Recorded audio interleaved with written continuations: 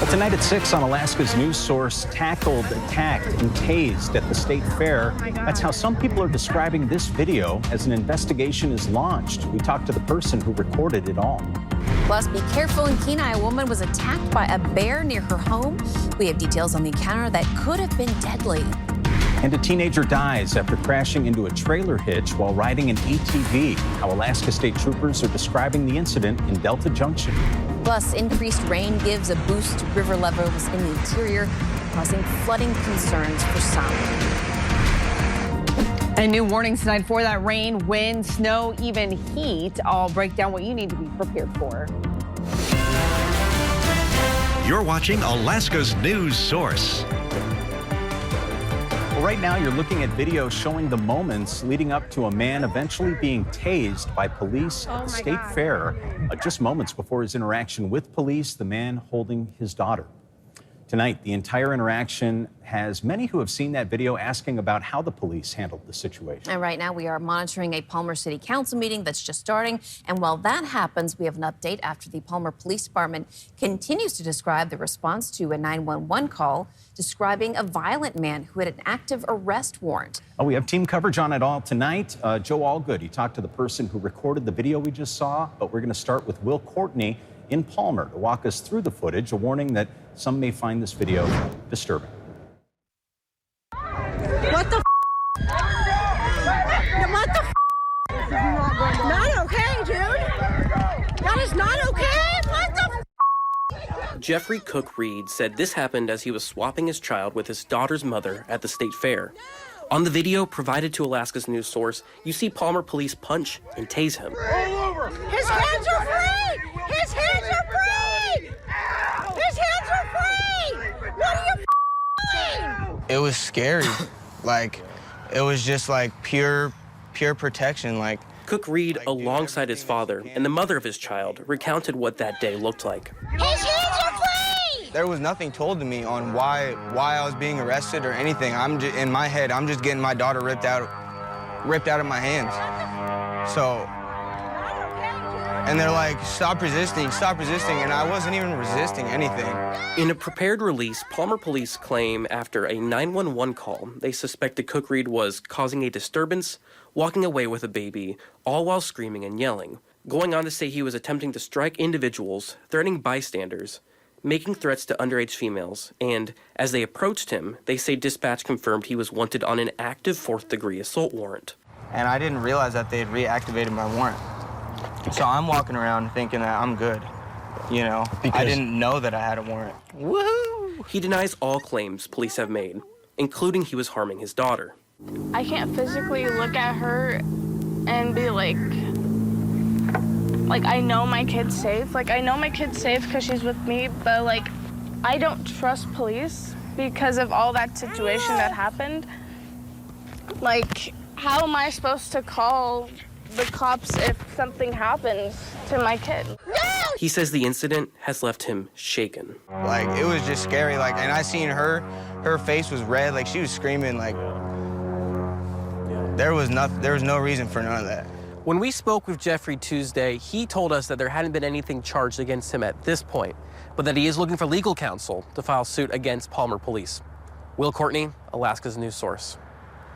Our complete coverage continues with Joe Allgood and the woman who recorded the video that you just saw. Yeah, as you can see in the video, there were a lot of eyewitnesses to the altercation. The video that's been circulating on social media the last couple days raises questions about how the officers handled the situation. We spoke with the woman who took the video, and she told us a bit more about what it was like seeing it in person. I've always had a lot of respect for the police force, but yeah, that incident made me sick to my stomach. That just wasn't right. And I feel that needs to be seen. And if it's happening in front of a lot of people, what's happening behind closed doors? I wouldn't want to call for help if that's the help I'm going to get. The Palmer Police Department wrote in a Facebook post it's aware of the complaints and will be conducting a review of what took place. Alaska's news source reached out to Palmer Police for further comment, and we're waiting to hear back. Online court records don't show any charges against Cook Reed regarding the confrontation at this time.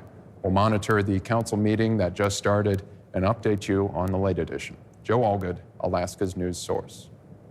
And turning to weather, multiple warnings are in effect tonight as the weather turns extreme. Yeah, Chief Meteorologist Melissa Fry tracking those storms and the impacts already being seen, Melissa. Yeah, John, Rebecca, the rain, it's been pretty much nonstop in some parts of the state, and we already have at least one highway that's closed after it started washing out this afternoon. DOT closed the Dalton Highway today between mileposts 112 and 156 after the road started washing out from that high water. You can see that they're just pouring over the road, and they do expect the closure to remain in place for about 12 hours. They also think repairs may be needed on the shoulder of the highway once that water is clear. Now, closer to Fairbanks and Moose Creek, the Chena River is also seeing high water moving into that action stage and raising concerns for flooding, causing some challenges also there for boaters. One boater seen here returned from a trip to his cabin only to find the Chena River nearly covering the boat ramp there at the Chena Lakes Flood Project. And it's so high now that it's pulled all the logs and stuff off the side of the river, and that's why we had to come in so slow. We had debris caught up in our jet, so it's made navigation a little difficult. I'd rather for it to be down a little bit.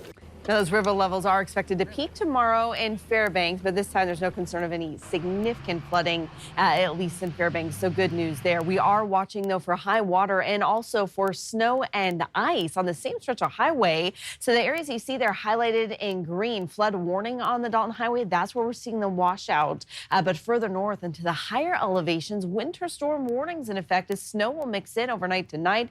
Temperatures will drop below freezing and ice will be a concern further north all the way into Prudhoe Bay. Further west, we do have flood watches in effect as we're still seeing that heavy rain, inches of rain again today in Bethel and further south into Bristol Bay. All of that moving now to the east. We are still watching those winds in the Alaska Range and further south. Ketchikan, completely different weather pattern and a different advisory, heat advisories in effect as temperatures for you will climb to near 80 degrees. Dry conditions hold in southeast, but the rest of the state seeing increasing chances for rain. Again, back-to-back storms moving west-east. Look at these totals through Thursday night. Many areas from Anaktuvuk Pass south to McGrath, well over an inch of rain. Talkeetna approaching 3 inches. Heavy rain in Anchorage starts Wednesday night. Light showers before then. And then look at those high totals, inches of rain on the way for Seward. So to be ready for it. Again, Anchorage is just scattered showers until tomorrow evening. That's when the heavy rain moves in. Mostly cloudy for Fairbanks until Thursday. Juneau, that's where the sunshine is. And Bethel, you will finally get a much needed break in the second half of the day tomorrow. More details on that extended forecast here in a few minutes. Thank you, Melissa. A Kenai neighborhood was put on high alert this morning after a woman was attacked by a bear while she was jogging. It happened in a neighborhood near Pillar's Boat Launch on the Kenai River. Now, according to troopers, the woman left her home on Chinook Drive to go for an early morning jog while it was still dark. She made it probably 50 yards from her house. The bear came out of another property. It looks like attacked her. Not sure how. We haven't talked to her yet. But bear attacked her and drug her approximately 100 yards down the road onto this guy's property. Now, troopers say a neighbor found the 36-year-old woman bleeding in the woods with substantial injuries to her face and head. She was medevaced to a hospital in Anchorage for treatment. Troopers couldn't find the bear, but have asked neighbors to remain vigilant and say there will be extra patrols in the area for the next few days. Well, it's been what leaders at the Delta Greeley School District have called a challenging time this summer. After losing 2 former students to suicide over the summer, also a supervisor dying from medical complications. We have a strong community here, and the way we get through it is through supporting each other. The district lost another student over the weekend.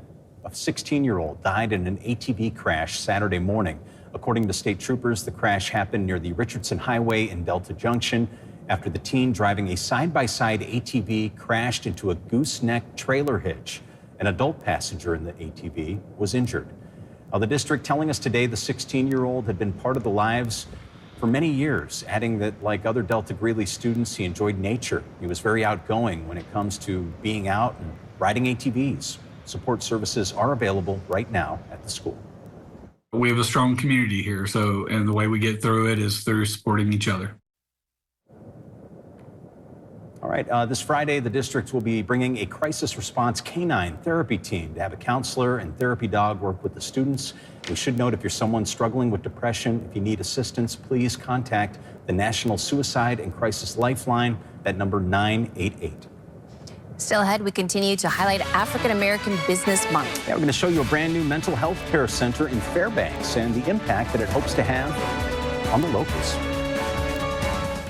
Well, August is National Black Business Month, and a new Black-owned space in Fairbanks is trying to bring therapy to traditionally underserved populations. The Greater Works Caring Center, which has brought social services to the interior since 2019, opened a location on Pegger Road in May, trying to give people of color someone to talk to. Owner Carolyn Cooper arguing that shared experience makes the connection easier, saying at her prior location, clients of color would ask for an African-American therapist.